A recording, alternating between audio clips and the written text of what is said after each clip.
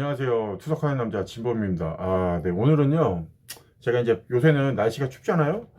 그래서 이제 집안에서 촬영을 할까 생각합니다. 이거 저희 컴퓨터 방인데 좀 뒤가 좀 어지러워요. 그래서 그런 부분 좀 이해를 좀 해주시고, 오늘은 무슨 얘기를 해볼까 하면요. 오늘은 이제 보통 이제 투석을 시작하시는 분들이 저처럼 이제 초반에는 이제 투석을 이렇게 목에다가 카테터를 꽂고 합니다. 근데 이제는 투석을 어느 정도 하시게 되면은 이렇게 저처럼 이렇게 혈관을 동정맥류란 수술을 혈관을 만들어서 하셔야 돼요. 근데 이거를 저희가 왜 만드냐면 저희가 이제 4시간 동안 투석을 하는데 그 4시간 동안 피를 빨리 뽑아야 되잖아요. 그렇기 때문에 빨리 이 혈관으로 피를 빨리 뽑기 위해서 동맥하고 정맥을 연결해서 이 혈류량을 늘리는 수술을 하게 됩니다. 근데 이게 뭐 수술이라기보다는 약간 좀 시술이라고 표현하는 게 맞을 것 같아요. 이게 되게 어려운 수술이 아닐 거예요. 아마 수술 시간도 그렇게 길지 않고요. 근데 다만 이제 궁금해 하시는 것들이 뭐냐면 뭐 수술 비용이나 뭐 수술 시간이나 아니 뭐 부작용이라든가 뭐 통증 이런 거를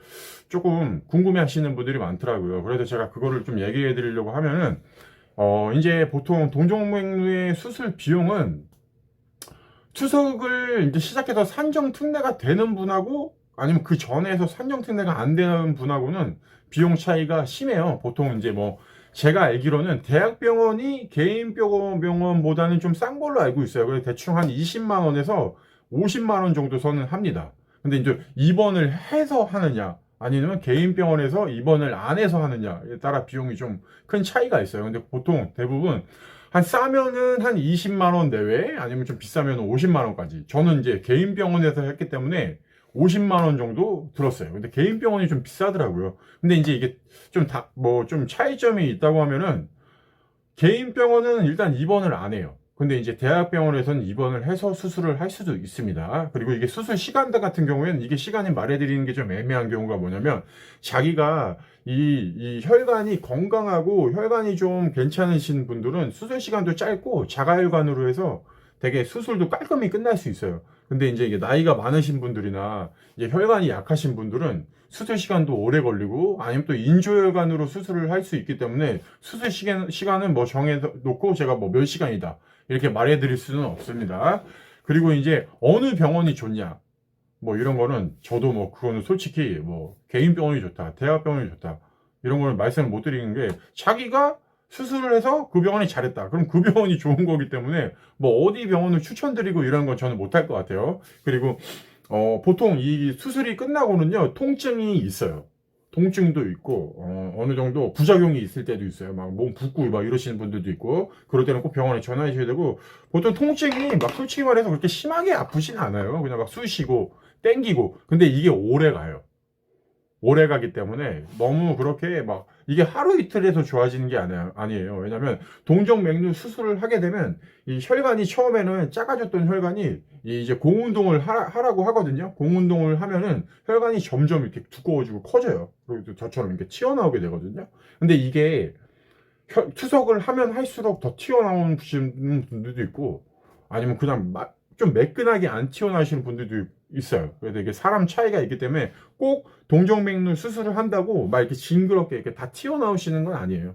그렇기 때문에 그것도 되게 사람마다 차이가 있어요. 그리고 대부분 물어보시는 게 궁금하신 게 이 팔로 이 동정맥류 이 팔로 어느 정도 생활이 가능하시냐고 물어보시는 분들이 있더라고요. 근데 대부분 이 팔로 그냥 뭐 일상생활 뭐 이렇게 움직이고 뭐 이렇게 움직이고 뭐 이렇게 움직이고 뭐 잽 같은 거 하고 이러는 거에는 아무 그런 그게 없어요. 근데 제 영상 보면 제가 운동을 할 때 보면 약간 막 푸시업도 하고 이 턱걸이도 하고 그러잖아요. 근데 이건 굉장히 위험한 짓이에요. 왜냐면 보통 저희가 이 동정맥류를 하게 되면 의사쌤들이 보통 한 7kg 이상 들지 말고 힘 주는 일은 왼팔로 하지 말아라. 혈관이 터질 수도 있고 막힐 수도 있다. 실제로 악력기로 운동하시다가 이 혈관이 터지신 분도 있어요. 그렇기 때문에 웬만하면 운동은 힘 쓰는 운동, 특히 이렇게 접는 운동, 땡기는 운동은 웬만하면 왼팔로 안 하시는 게 좋아요. 하지만 굳이 하셔야겠다 하면은 이 혈관이 다 자라고 혈관통이 다 없어지고 그러니까 보통 제가 이제 이 동정맥류 수술한 다음에 이 혈관이 다 자라는데 보통 저는 한 1년에서 한 2년 사이 걸렸어요. 그때부터 하시기 바랍니다. 하지만 운동을 할 때 통증이 있거나 이러시면 운동하지 마세요.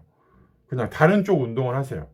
예, 웬만하면 이 팔 쓰는 운동은 저는 안 하시는 걸 추천드려요. 괜히 또 저 따라한다고 막 푸시업하고 턱걸이 하시다가 또 혈관 터졌다고 저한테 따지지 마시고, 일단은 혈관이 다 자랄 때까지는 무리한 운동 하지 마시고 이게 공 운동, 잼잼이 이 운동을 하시길 바랍니다, 여러분. 그래서 오늘은 동정맥류 이 수술에 대해서 좀 얘기를 해봤습니다. 되게 간단하게 했어요. 왜냐면 이 수술 방법이라든가 뭐 이런 거는 제가 전문가가 아니기 때문에 제가 알고 있는 뭐 비용이라든가 뭐 수술 시간 아니면 뭐 통증 뭐 이런 거로만 좀 얘기를 해드렸고요. 뭐 일상생활 하는데 뭐 지장은 없어요.